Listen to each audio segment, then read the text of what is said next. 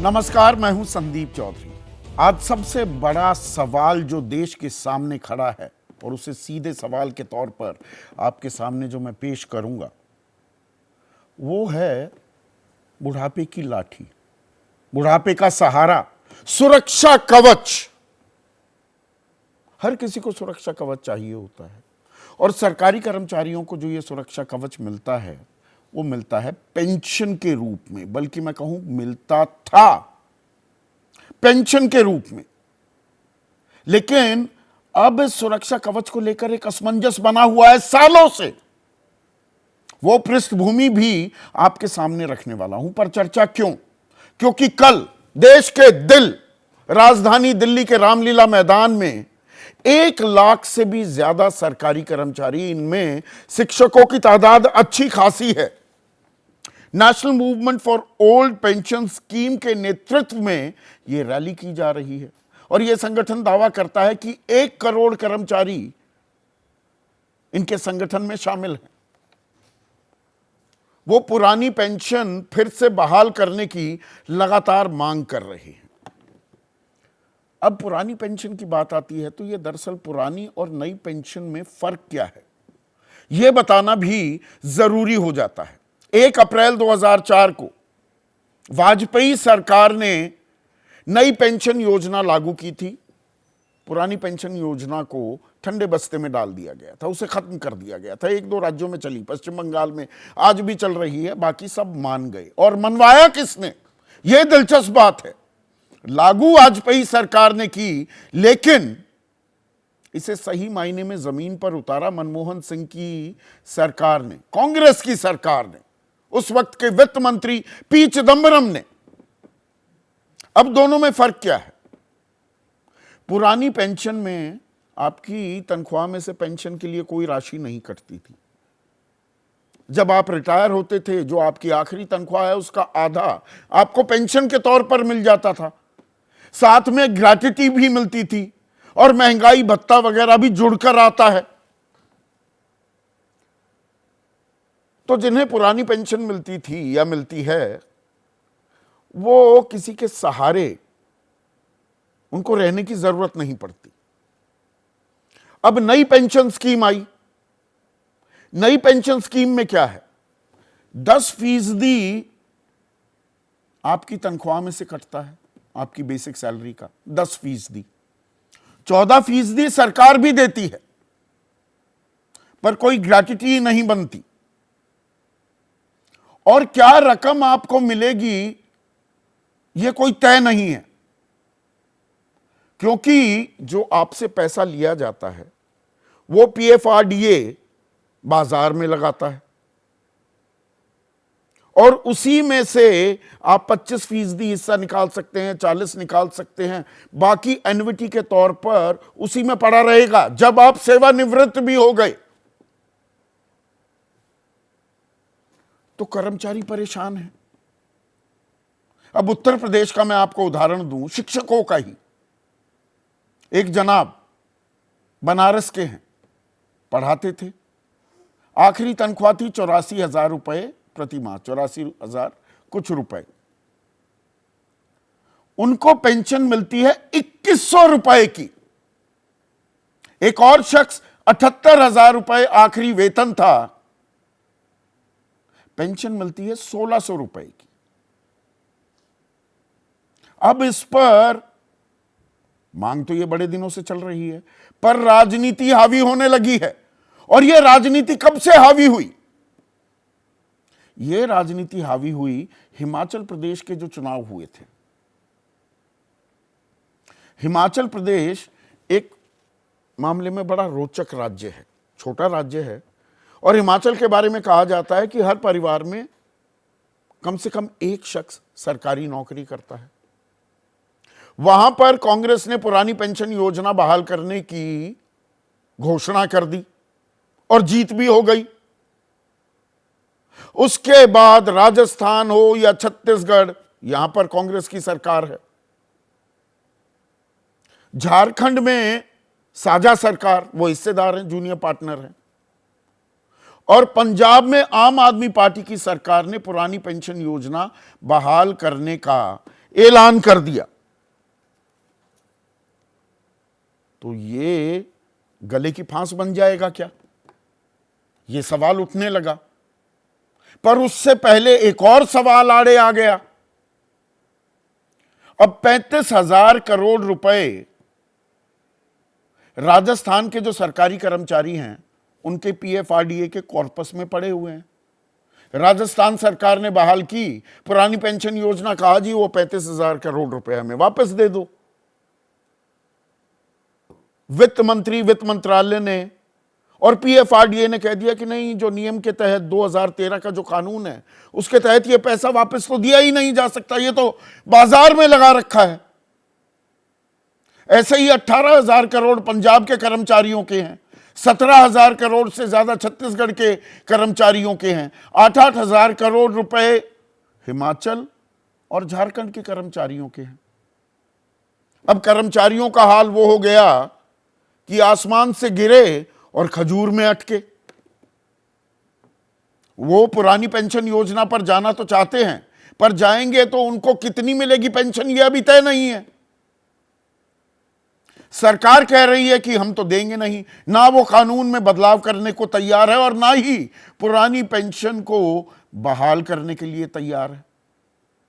उसमें तर्क क्या दिए जा रहे हैं? अब ये दूसरा पहलू, नीति आयोग कहता है कि भाई करदाता पर बोझ बढ़ेगा, अर्थव्यवस्था के लिए खतरनाक बनाता है वित्त मंत्रालय। केंद्र सरकार कहती है कि हम इसीलिए कोई विचार नहीं कर रहे हैं। अब ये आर्थिक बोझ क्या है, यह भी आपको समझाना जरूरी है। हिमाचल प्रदेश की ही बात करें तो हिमाचल प्रदेश का जो पेंशन बिल था, यानी कि पेंशन का जो भुगतान था, वो 591 करोड़ का था 2004-05 में, आज से 18 साल पहले। 2021-22 में यह बढ़कर 7,082 करोड़ हो गया, यानी कि लगभग 12 गुना बढ़ गया। और जो अपना राजस्व जो खुद कमाती है हिमाचल सरकार, ओन टैक्स रेवेन्यू जिसे अंग्रेजी में कहते हैं ओटीआर, उसका 76.25% हिस्सा तो पेंशन देने में चला जा रहा है।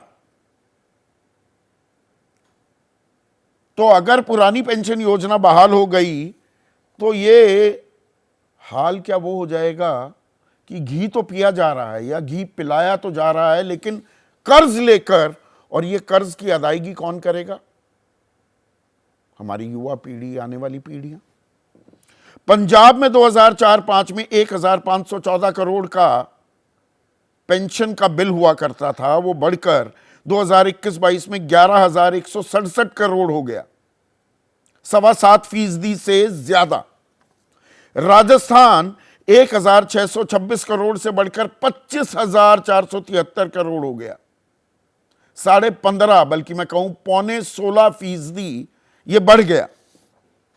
और यही हाल छत्तीसगढ़ का भी है। 534 करोड़ जो पेंशन में दिए जाते थे 2004-05 में, 2021-22 में ये बढ़कर 6,609 करोड़ हो गए, लगभग 12.5%। तो ये तर्क तो बड़ा अच्छा लगता है, भाई करदाता पर बोझ बढ़ेगा, अर्थव्यवस्था का बंटाधार हो जाएगा। 10,05,913 करोड़ रुपए जब बट्टे खाते में डाल दिए जाते, सदन के पटल पर दिया हुआ जवाब है ये एनपीएस को लेकर, तो कोई उफ नहीं करता। पर जो सारी उम्र सरकारी नौकरी करे, यानी कि देश सेवा करे, उसको पैसे देने की बात आए तो गुणा भाग और गणित और अर्थव्यवस्था समझाई जाती है। इसमें भी एक खास पहलू है। ये कानून बनाने वाले जो हमारे सांसद हैं, हमारे विधायक हैं, ये पुरानी पेंशन ले रहे हैं। एक बड़ी दिलचस्प बात आपके सामने पेश करूं तो आप बिल्कुल उछल पड़ेंगे अपनी कुर्सी से। अभी कुछ समय पहले तक, पंजाब का उदाहरण दे रहा हूं, वहां पर क्या सिस्टम था कि जितनी बार के विधायक हो उतनी बार की पेंशन, सांसद बन गए तो वो पेंशन भी जुड़ गई। एक जनाब को तो 6.25 लाख रुपए महीना पेंशन मिल रही थी। भगवंत मान ने अब वो सिस्टम खत्म कर दिया कि एक ही पेंशन मिलेगी, ये नहीं कितनी बार चुने गए हो। कई राज्यों में ऐसा है, कई राज्यों में कुछ और है, पर आम जनता, आम सरकारी कर्मचारी को नई पेंशन योजना, सांसदों विधायकों को पुरानी पेंशन क्यों? और मुझे अपने फौजियों पर गर्व है, नाज है, वो देश के लिए जान कुर्बान करने को तैयार रहते हैं, उन्हें पुरानी पेंशन दी जाती है। पुरानी पेंशन योजना चल रही है फौज में, पर बाकी सरकारी कर्मचारियों को नई पेंशन योजना।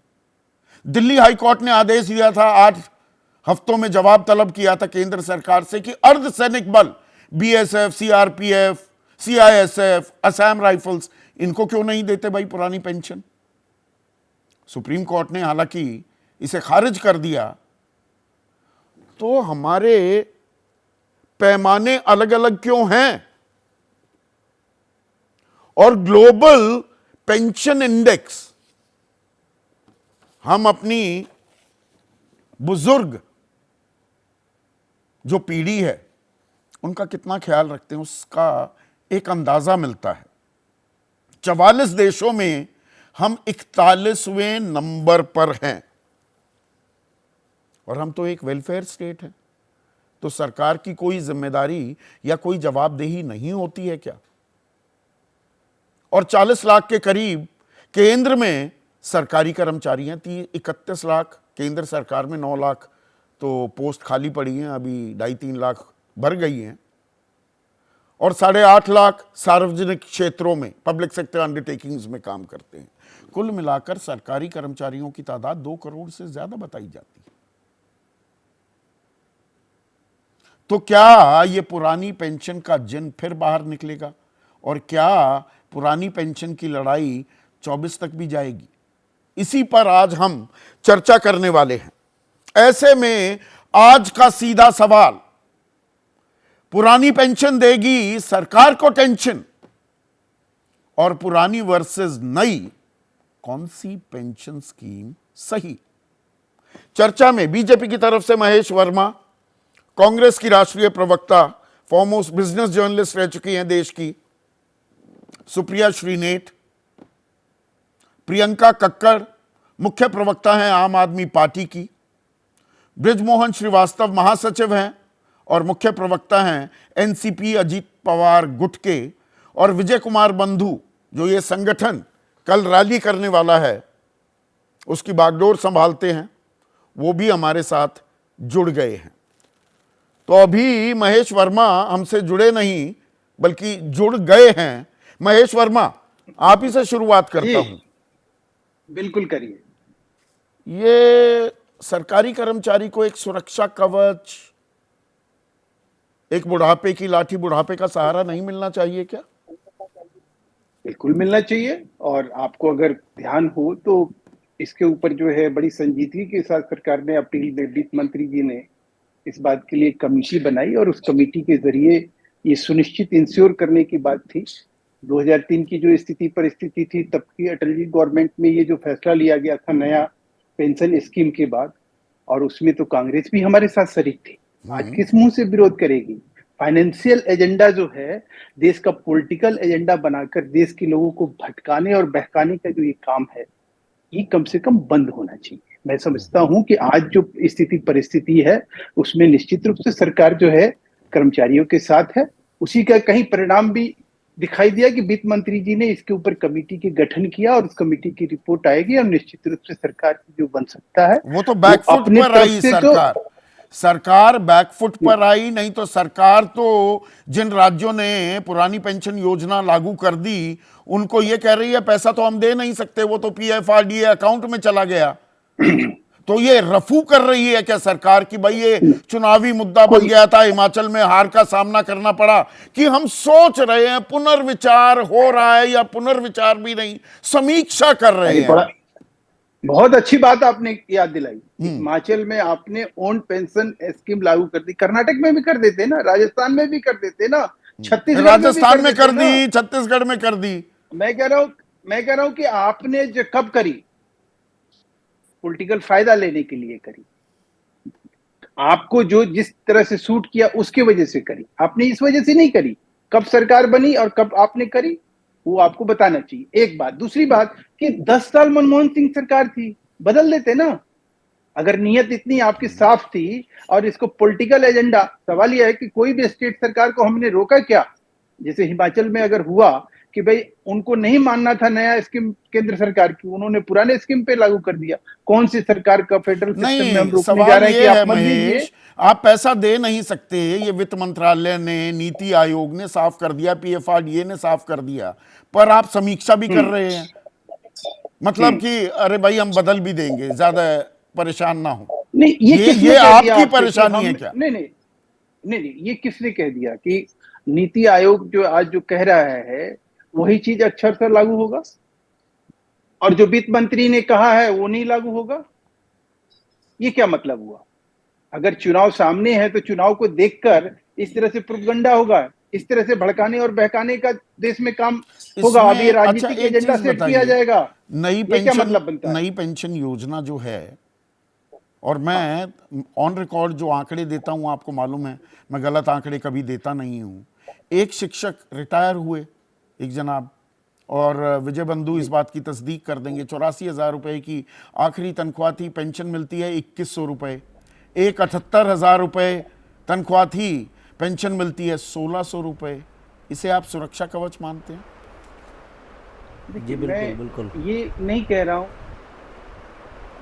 हकीकत जो मुझे टाइम में 2003 में जो पास हुआ कि उसमें 5 साल का जो है एवरेज निकाल के एक नया स्कीम, पेंशन स्कीम लाया गया जिसमें कि फाइनेंशियल नुकसान हो रहा था। पहले ये था कि 12 महीने में ये होना था, उस 12 महीने के एवरेज निकाल के पहले पेंशन स्कीम तय होता था, अब 5 साल के ऊपर हो रहा था।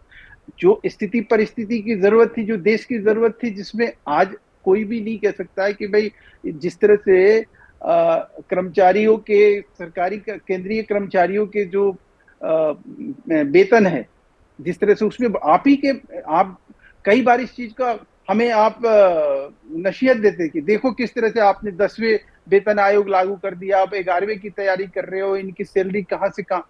हम ऐसा नहीं सोच के, हम ऐसा सोच के करते हैं कि जब देश में सामर्थ्य है और देश इस तरह से है कि वो अपने कर्मचारी तो अधिकारियों को सुविधा सांसद दे और सकता है, मंत्री तो उससे और वंचित नहीं विधायक किया जा पुरानी सकता है। पेंशन का लाभ क्यों उठा रहे हैं? फौजियों को देखिए, पुरानी पेंशन अब क्यों मिलती है और पहली बात बाकी तो सरकारी पहली कर्मचारी बात को क्यों नहीं?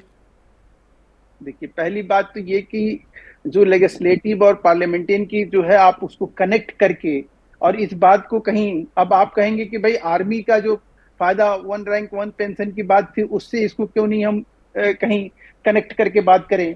फिर आप कहेंगे कि सांसद और विधायक की तरह इनको भत्ते क्यों नहीं दिए जाते हैं? ये तो मतलब ऐसी बात है जिसमें कि ऐसा लग रहा है कि बस एक ही एजेंडा है कि भाई सरकार को बदनाम करो। ये अच्छा, चुनाव का सरकार समय है, इसमें, यही टाइम है कि जब आप अच्छा देश एक में चीज भड़काने और बताइए, बहकाने का काम जो कोई है भी पुरजोर सरकारी तरीके कर, से किया जा एक सकता है। मिनट एक मिनट महेश भाई, यहाँ कोई बदनाम जी करने की भाई। वो नहीं है। ये एक सिंपल नहीं, मैं सभ्य आपकी बात नहीं समाज कर रहा में, हूं, मैं अपने विपक्षी सभ्य मित्रों का समाज कर रहा हूं। में एक केजरीवाल सरकार कर देना, दिल्ली में कर दे, पंजाब में कर दे, मैं आप सब मानिए ना, सवाल उससे बात पूछूंगा, करिए ना। मैं सब सवाल जी जी पूछूंगा, पर पहले जी आपसे जी सवाल पूछ लूं ना। सत्ता पक्ष से जी पहले जी सवाल पूछना चाहिए। मुझे ये जी सर, जी बताइए सर, जी सर, कि जी भार बहुत बढ़ जाएगा, जी 10,05,913 करोड़ बट्टे खाते में डाल दिए जाते हैं, तब भार नहीं पड़ता देश की अर्थव्यवस्था पर? सर क्या बट्टे खाते में कब किसने डाला उसकी तुलना करके यहाँ हम बात करने चलेंगे कि भाई पेंशन, ओल्ड पेंशन स्कीम क्यों ना लागू? सवाल ये है कि हमने तो कहा कि अगर हम शुभचिंतक नहीं होते इन कर्मचारी और अधिकारियों के तो हम क्यों कमेटी का गठन करते? अच्छा, हम क्यों ये सोचते? मतलब एक कहीं बात। गड़बड़ दूसरी तो बात, है, और कौन कहीं से स्टेट गड़बड़ तो गवर्नमेंट को है। हमने रोका? ये सीएजी की जैसे सर उत्तर रिपोर्ट प्रदेश में, 2018 की, उसने भी इस तरफ रेड फ्लैग किया था कि ये बाजार में पैसे लग रहे हैं, सब्जेक्ट टू मार्केट रिस्क हो गया है, इसमें खतरा हो सकता है। सर, सर आपकी बात जो है ना, आप देखिए संदीप भाई, आप हर बात को कहीं ना कहीं जब कनेक्ट करते हैं किसी चीज को लेकर कि भाई आपका पैसा जो है वो इस तरह से लग गया और वो रेड फ्लैग हो गया और उससे कोई नुकसान आपके सामने आया हो? सरकारी उससे संस्था सीएजी सबसे प्यारी संस्था थी बीजेपी की 2011, 12, 13 जी में, जी जी जब कोल जी घोटाला 2G, 3G, 4G, 5G, पापा जी, जीजा जी सब जीजी हो रहा था, तब तो आपको सीएजी से बढ़िया जी। कोई चीज नहीं लगती थी। उसको कोट कर दूं तो अब आप उसी कहते हैं सीएजी की, सिलेक्टिव रीडिंग कर रहा हूं। नहीं नहीं, मैं सिलेक्टिव रीडिंग की बात ही नहीं कर रहा हूं। मैं तो कह रहा हूं सिलेक्टिव रीडिंग में एक रेड फ्लैग की आप बात कर रहे हैं, एक बड़ा आप टर्म यूज कर रहे हैं। आप ये बताइए ना कि क्या ऐसा उसमें सरकार को, खजाने को नुकसान हुआ? उस खजाने के नुकसान की भरपाई जो है अब कैसे होगी, उसमें कोई जांच बिठाने की जरूरत है। आपने एक नया खुलासा किया तो उसके ऊपर बात होनी चाहिए ना। एक बात। दूसरी बात कि उत्तर प्रदेश में इलाहाबाद हाई कोर्ट ने क्या इसमें डिसीजन दिया, संदीप भाई? जरा एक बार अपने दर्शकों को पढ़ के आप सुनाइएगा बताइए ना। कि किसी भी राज्य सरकार के पास अपने कर्मचारी और अधिकारी के हित में ओल्ड पेंशन स्कीम लागू करने का हक है। आपको मना किसने किया? जो पीएफआरडीए के आप पैसे केंद्र नहीं सरकार देते, पे, वो ये कॉर्पस नहीं ये लौटाते, केंद्र सरकार के सर पे वो ये, कॉर्पस नहीं सुनिए सुनिए, केंद्र लौटाते। सरकार ये के तो सर पे सरकारी ये जो कर्मचारी ठिकरा जो फोड़ने मैंने का, शुरुआत में राजनीति कहा, करने का, आसमान देश से में गिरा उन्माद खजूर और में अटका। भड़काने का काम ये जो है, क्यों? ये तो केंद्र आप कह सरकार रहे के हैं सर भरमा पे जो ये रही है, ठिकरा ठीक फोड़ने है। का काम सुप्रिया क्यों? श्रीनेट अब स्क्रीन पर। सुप्रिया, आप भरमा रही हैं राजनीतिक फायदे के लिए। पुरानी पेंशन अब आपकी राज्य सरकारें बहाल करती दिखाई दे रही हैं। असल में स्कीम चलो आई 1 अप्रैल 2004 को वाजपेयी सरकार के दौरान, सही मायने में जमीन पर तो आपने लागू किया।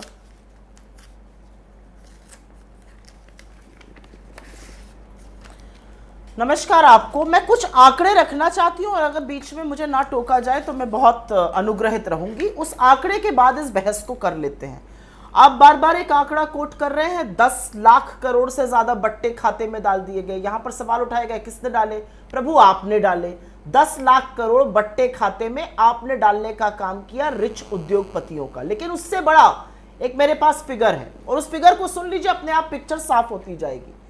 रिपोर्ट आरबीआई की क्या है? टॉप 50 विलफुल डिफॉल्टर्स जो स्वेच्छा से बैंकों का पैसा नहीं लौटा रहे हैं, वो करीब 88,000 करोड़ की संख्या है। नंबर 1 पर मोदी जी के मेहुल भाई हैं। उसमें 88,000 करोड़ लोग स्वेच्छा से बैंक का पैसा नहीं लौटा रहे, विलफुल डिफॉल्टर्स हैं। एक आंकड़ा आपको और देती हूं और ये आंकड़ा चौंकाने वाला है। ये मेरा आंकड़ा नहीं, अगेन एसबीआई लाइफ इंश्योरेंस की फाइनेंशियल रिपोर्ट का आंकड़ा है। वो कहता है 47% लोगों ने इस देश में पिछले 5 साल में या तो अपनी जीवन बीमा पॉलिसी सरेंडर कर दी है या प्रीमियम नहीं भरा है। जीवन बीमा पॉलिसी वो होती है कि मध्यम वर्ग का या गरीब वर्ग का आदमी एक रोटी कम खाकर खरीदता है, उसकी भरपाई करता है कि कल को कुछ हो जाए तो परिवार की गुजर होती रहे। 47% लोग, ऑलमोस्ट आधे लोगों ने प्रीमियम नहीं भरा या पॉलिसी सरेंडर कर दी। ये आर्थिक तंगी लोगों की दिखाता है। एक और आपको आंकड़ा बताती हूं, ये चौंकाने वाला आंकड़ा है। अगेन मेरा आंकड़ा नहीं है, आरबीआई का आंकड़ा है। आरबीआई का आंकड़ा कहता है कि पिछले 50 साल में सबसे कम स्तर पर हाउस होल्ड फाइनेंशियल सेविंग्स चली गई है। वो जो पैसा परिवार, नौकरी पेशा करने वाले लोग थोड़ा सा बचाते हैं फ्यूचर के लिए, वो सबसे कम स्तर में 5 दशकों में 50 साल में चला गया है। आंकड़ा सुनिएगा, वित्तीय वर्ष 2022 में वो जीडीपी का 7.9% था, मतलब 8%, और वित्तीय वर्ष 23 में वो 5.1 मतलब 5% हो गया। 3 साल में वो करीब 23 लाख करोड़ से घटकर 13.5 लाख करोड़ पर आ गया। यह आपको सेविंग्स दिखा रहा है। लोग अपनी सेविंग से पैसा निकालकर खर्चने को मजबूर हैं। इसका एक और आंकड़ा है और यह आंकड़ा जरूरी है सुनना। रिटेल लोन 14-15% पे मिलता है। जी हां, 14-15% पे लोग लेते हैं। बहुत परिवार हिंदुस्तान में उसको लेने से सकुचाते हैं क्योंकि इतना हाई रेट है। रिटेल लोन 36 लाख करोड़ से बढ़कर 48 लाख करोड़ पे पहुंच गया 1 साल के अंदर, वित्तीय वर्ष 22 से 23। ये सारी चीजें क्या दिखा रही हैं? ये दिखा रही हैं कि लोग बीमा पॉलिसीज का प्रीमियम नहीं दे पा रहे हैं। ये दिखा रही है कि सेविंग से लोगों को खर्चा करना पड़ रहा है। ये दिखा रही है कि लोग बहुत महंगा रिटेल लोन लेने को मजबूर है। ये आर्थिक तंगी दिखा रही है। आपको लगता है कि लोगों के लिए सुप्रिया, इस समय राहत देना, आपका योगदान कितना था? ये यकायक तो नहीं हो गया। पुरानी पेंशन योजना जो हटी, मैं मूल सवाल पर आता हूं, उसे जमीन पर तो आपने उतारा, आज आप यू टर्न ले रही हैं, इसमें राजनीतिक फायदा ही तो आप देख रही हैं। नहीं, जब जागो तभी सवेरा। हम लोग देश के जिस कोने में जाते हैं, चाहे वो राजस्थान हो, चाहे वो उत्तर प्रदेश हो, चाहे वो हिमाचल हो, चाहे वो मध्य प्रदेश हो, जहां जाते हैं लोग कहते हैं हमारी ओल्ड पेंशन स्कीम को आप लागू कर दीजिए, हमें नई पेंशन स्कीम नहीं चाहिए, क्योंकि बाजार और स्टॉक मार्केट से वो रिलेटेड है, उसका जो रिटर्न है उसमें कुछ पता नहीं है कितना आएगा, आप ओल्ड पेंशन स्कीम हमें दे दीजिए जिसमें ग्रेचुइटी मिलती थी, फैमिली पेंशन भी मिलती थी और एक पता रहता था कितना मिलेगा। अगर लोगों की बात सुनकर उस पर निर्णय लेना राजनीति है तो ऐसी राजनीति ज्यादा होनी चाहिए। जब जब मोदी सरकार आती है, कर्मचारी, मजदूर और किसान पर ही सारा कहर बरपता है। विलफुल तो डिफॉल्टर मतलब मेहबूब भाई जो है वो 9,000 आम करोड़ रुपए आदमी दिए नहीं है, घूम की रहे हैं दुनिया में। परेशानियों और आप हमसे पूछेंगे के सवाल। प्रति आप संवेदनशील हो रही हैं कि ये राजनीति करनी हो तो हम करेंगे, चाहे उस राजनीति के चलते। हिमाचल का उदाहरण लेते हैं सुप्रिया, किसी राज्य की अर्थव्यवस्था का भट्टा ही क्यों ना बैठ जाए, क्योंकि पेंशन जो बिल है हिमाचल का खुद का जो राजस्व है, ओन टैक्स रेवेन्यू का 76.75% सिर्फ पेंशन देने में जा रहा है, और अभी पुरानी पेंशन पूरी तरह से बहाल नहीं हो पाई है। इकोनॉमी 101 क्या कहती है? इकोनॉमी 101 सिंपल सी एक चीज कहती है, लोग ज्यादा खर्च करेंगे तो लोग, कंपनियां ज्यादा सामान बनाएंगी, वो ज्यादा सामान बनाएंगी तो उनको निवेश ज्यादा करना पड़ेगा, निवेश ज्यादा करेंगे तो लोगों को नौकरियां बनेंगी। इसको इकोनॉमी की वर्चुअस साइकिल कही जाती है। अगर लोग अपनी सेविंग से खींच रहे हैं, लोन ले रहे हैं, तो लोग खर्च, कंजम्पशन इंडिया में लगातार कम हो रहा है as a percentage of the GDP. 60% हमारी जीडीपी का हिस्सा कंजम्पशन है, उस कंजम्पशन पर ठोस पहुंच रही है। मुझे ऐसा लगता है राजनीतिक सुचक्र में बात करने के लिए फाइनेंशियल जिसके बारे में आप जिक्र कर रहे हैं वो करना बेमानी है। इस समय लोग आर्थिक तंगी से जूझ रहे हैं और उसके लिए जरूरी है कि ज्यादा निवेश हो, ज्यादा नौकरियां बने, ज्यादा डिस्पोजेबल इनकम आए लोगों के हाथ में। आज की तारीख में जिसको 2100 कर्नाटक में लागू कर दीजिए। कर्नाटक में क्यों नहीं लागू किया अभी तक पुरानी पेंशन योजना को? मैं बताती हूं क्यों नहीं किया। इसलिए नहीं किया क्योंकि हर स्टेट की मांग अलग होती है, हर स्टेट की जनसंख्या अलग है। कर्नाटक में इतने कर्मचारी नहीं हैं। हिमाचल में जैसा कि आपने कहा, हर परिवार की निर्भरता अपनी पेंशन पर बहुत ज्यादा है, इसलिए वहां पर किया। राजस्थान में किया, छत्तीसगढ़ में किया। केंद्र सरकार ने क्या किया? कुंडली मार के बैठ गई, ये जी पैसा वापस नहीं होगा। क्यों नहीं वापस होगा? अच्छा, एक चीज अंत में मैं कहना चाहती हूं, या तो आप कह दीजिए कि ओल्ड पेंशन स्कीम बिल्कुल गलत है, ये कहीं लागू नहीं होनी चाहिए, हम एक पैसा वापस नहीं करेंगे। आप ये भी नहीं कहेंगे, आप अधर में लटका कर कहेंगे अच्छा कमिटी देखेगी, इसमें कमिटी देखेगी, मतलब कहीं संशय है कि हाँ ये होनी चाहिए, हाँ लोगों को दिक्कत हो रही है। तो कड़ुआ कड़ुआ थूक और मीठा मीठा गप नहीं हो सकता ना। एक स्टैंड लीजिए पेंशन पर, या तो pension old pension Brajmohan Srivastava से यह सवाल पूछता हूं, ठीक है? ब्रजमोहन श्रीवास्तव, मीठा मीठा गप गप, कड़वा कड़वा थू थू क्यों, असमंजस क्यों? सीधा सवाल पूछ रही है सुप्रिया। भाई नहीं लागू करनी पुरानी पेंशन योजना तो कह दो नहीं करनी। समीक्षा भी चल रही है, कहा जा रहा है राज्य अपना कर लें, पर उनको पैसा नहीं दिया जा रहा। संदीप जी, अभी सुप्रिया जी ने खुद इस बात को कहा कि हर राज्य की परिस्थितियां अलग अलग होती है, और चूंकि परिस्थितियां अलग अलग होती है इसलिए हर राज्य का अपना बजट भी अलग अलग होता है, तो उसके तहत फैसले लेने की बात हो रही है। लेकिन जो अभी बात कही जा रही है कि 10,000 करोड़ बट्टे खाते में डाल दिए गए, इसको पेंशन योजना से जोड़ना मैं सोचता हूँ शायद बिल्कुल निहायत नासमझी है। बट्टे खाते में तो एक बार जो पैसा जाना है उसका निपटारा हो गया। अच्छा। पर यह जो सतत प्रतिवर्ष जो पैसा देना पड़ेगा, यह मुद्दा उससे जुड़ा हुआ है, और इस पे हम इन तीनों चीजों को एक साथ नहीं जोड़ सकते। सरकार की कोई जिम्मेदारी नहीं होती, वेलफेयर स्टेट नहीं है, कोई 35 साल सरकारी नौकरी वो करता है, उसको ये भी ना पता लगे कि उसकी पेंशन कितनी आएगी, या 84,000 कमाने वाला 2100 रुपए की पेंशन में मुतमईन रहे। देखिए, इस पे संदीप भाई इसके दो पहलू हैं। एक पहलू वो है जो पुरानी पेंशन योजना से जुड़ा हुआ है, दूसरा वो है जो नई पेंशन योजना का हिस्सा है। जिन लोगों ने नई पेंशन योजना को ऑप्ट किया है, तो उनके ऊपर उसको लागू करने का अधिकार तो शासन को है। लेकिन यह बात सच है कि जो पुरानी पेंशन योजना है, अगर राज्य को ऐसा लगता है कि हम उसको बेहतर तरीके से करने के बाद भी अपने प्रदेश का विकास कर सकते हैं, जो घोषणाएं उन्होंने की हैं वो उसको लागू कर सकते हैं, तो अगर ऐसा उनके सामने है तो उनको करने का अधिकार तो है। उनके कर्मचारियों के पैसे क्यों रोक लिए जाते संतुलन हैं? बनाना जरूरी है। पीएफआरडीए या नीति आयोग या वित्त मंत्रालय उनके पैसे क्यों रोकता है? उनका कॉर्पस वापस लौटा दे। जो राज्य पुरानी पेंशन योजना लागू करना चाहता है करे। संदीप जी, आपको यह स्वीकार करना होगा कि इस देश में सारी व्यवस्थाएं कायदे कानून से चलती है। अगर उसके अंदर ये प्रावधान है इस प्रकार का रोकने का, तभी कोई रोक सकता है, नहीं तो हमारी कोर्ट बैठी हुई है। कानून कोई भी राज्य होली बुक थोड़ा हो जाता है। कानून हम ही बनाते हैं, कानून हम बदलते भी रहते हैं। ये कमेटी किस लिए बनाई है? ये मैं कह रहा हूं कि आज जो उसी कानून के अंतर्गत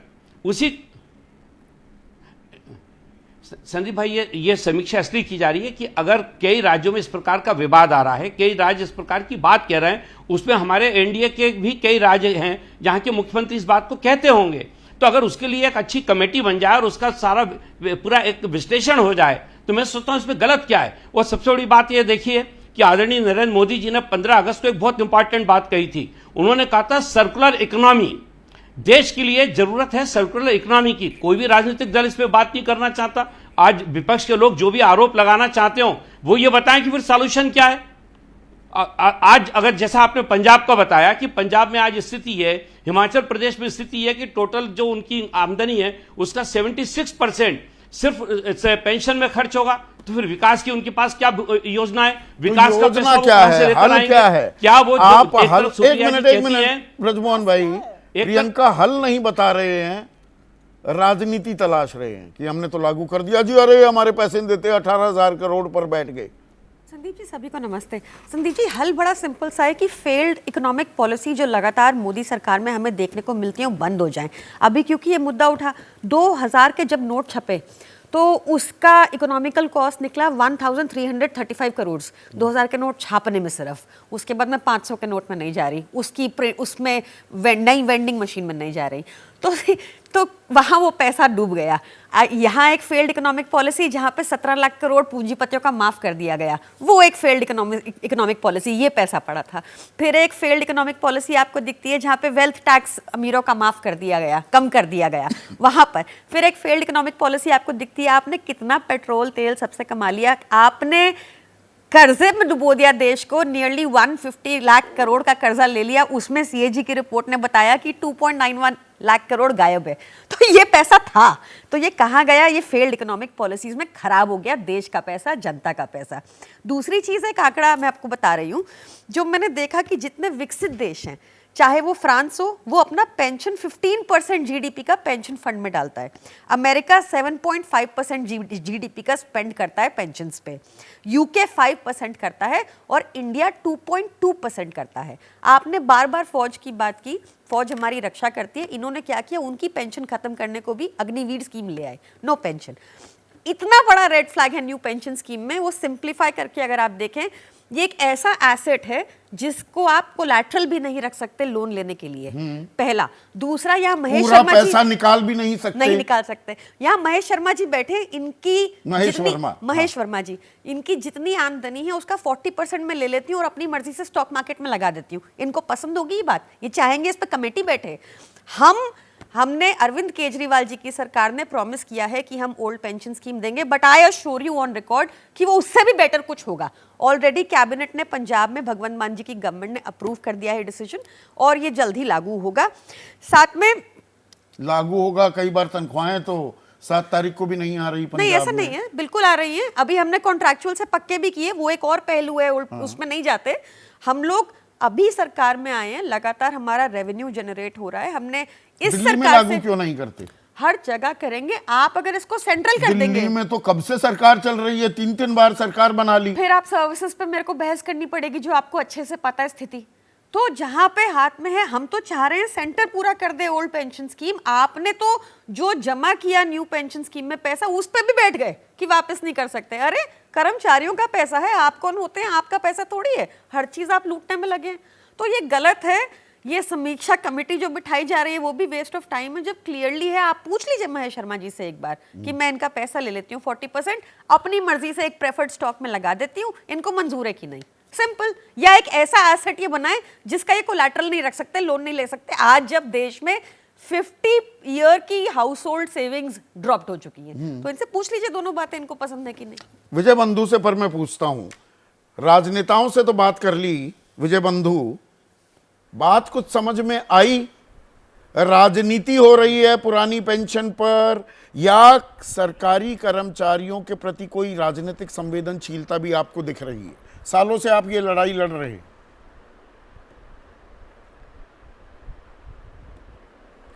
जी सर, बहुत बहुत धन्यवाद।